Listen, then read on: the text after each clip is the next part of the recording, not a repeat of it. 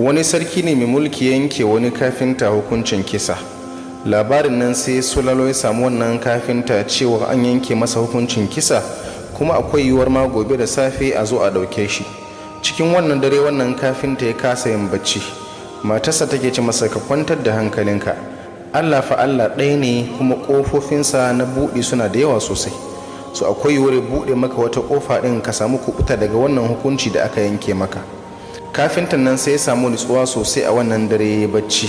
Da asusuba sai kwankwasa ƙofa mai ƙarfi ya tashi wannan kafinta. Ya tabbatar da cewa askarawa ne daga wurin sarki sun zo shi za su kama shi. Ya kalli matansa kallo irin na disappointment cewa ta faɗa masa abun da ba gaskiya ba. Ya tashi kawai yana buɗe ƙofa sai juya fuska sai miƙa hannunsa cewa a sa masa ankwa a tafi da shi, ya riga da ya sallama. Shikenan waɗannan askarawa sai suka kalle suna ce masa, juyo mana ya kai wannan kafinta, Allah maɗaukakin sarki ya mawa sarki cikawa a wannan dare. Abin da ya kamu shine kama wa sarki akwatin makara domin a sa shi a kai shi masaukinsa. Wannan mutum ya jiyo cikin al'ajabi yana mamaki, ya tabbatar da cewa Allah ne kuma zai iya baka mafita a lokacin da ya so. Hausawa suka ce Allah na nashi, dan adam na nashi. Tabbas kuwa dan adam na nashi.